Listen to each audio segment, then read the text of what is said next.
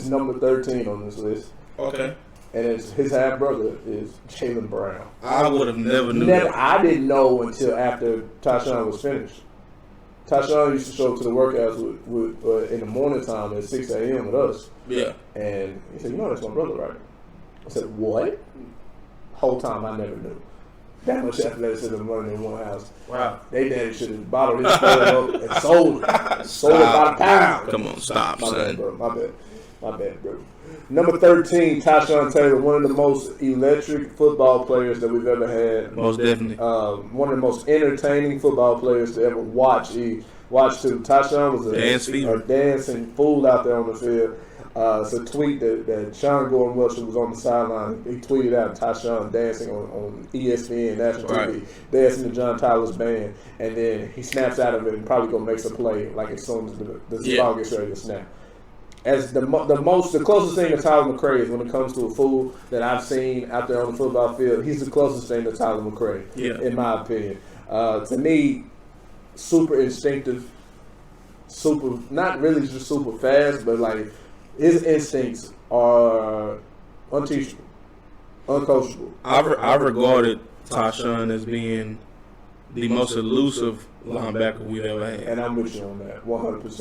And it's just, if you watch his highlights and you see the way he can, kind of maneuver his way through offensive linemen and still find the ball, it's second to none. He gets out of the way and then finds a way to get back in the way. Exactly. It's the perfect time. Yeah.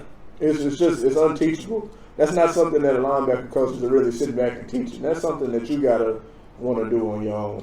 And I for Tyshawn as a junior, I mean the first time I seen him was the first game of the season that year, and that was Lufkin, national televised game. Yeah. And you can see it while you're there live. I'm at the game in the stands, and I can see 34 flying around. It was almost like he didn't really have himself under control. It's like he was just flying around. Yeah. But then you see him come back as a senior, and it was like he had it down. Yeah. Not even. I wouldn't even say it took him that long, because if you look at him later in his junior year, he was, to me, the best linebacker without question. Probably the best player on the defense Without question. By the end of the year. The only reason why I won't go as far as saying that is because Jeff is still on the team. You can argue that Tyshawn is just without as good question. as Jeff and I. Without question. I mean, obviously, you know how highly regarded he is, even by his teammates. The state championship game, I think everybody in their hearts knew he was going to be the MVP. Yeah. Now, of course, we know that it was given to Jeff and I. And I feel like that was more of a seniority, career award or whatever. He had as many tackles as he did that game, but I think it was more about Tyshawn literally made the biggest play in the game. Oh, absolutely. As a junior, 121 tackles, 15 for loss, 3 sacks, 2 fumbles forced, and 1 fumble recovery. And then as a senior, those numbers go to 119. 19 for loss, 7 sacks, 2 forced fumbles, 1 fumble recovery, 2 pass breakups.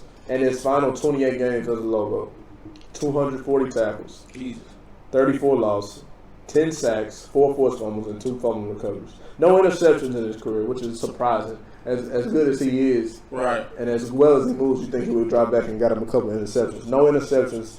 Maybe that keeps him out of the top 10.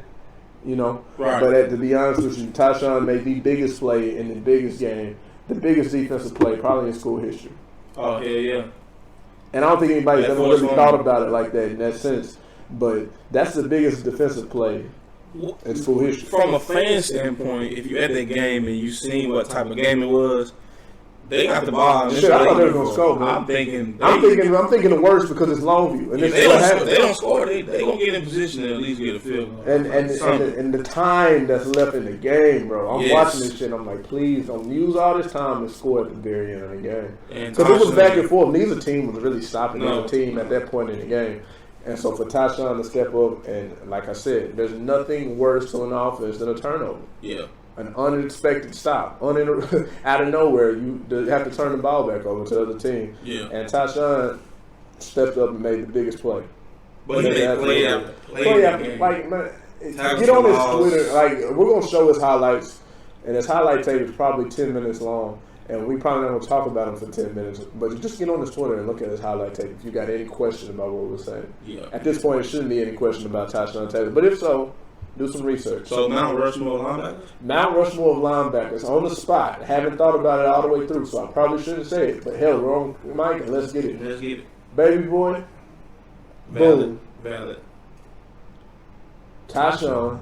Valid. DeMarcus Wade. And not in any order. Not in any order, because I'm just naming the top off my list. Okay. But those are my Mount Rushmore linebackers. Yeah. So that's what I'm rolling with there. Number 12.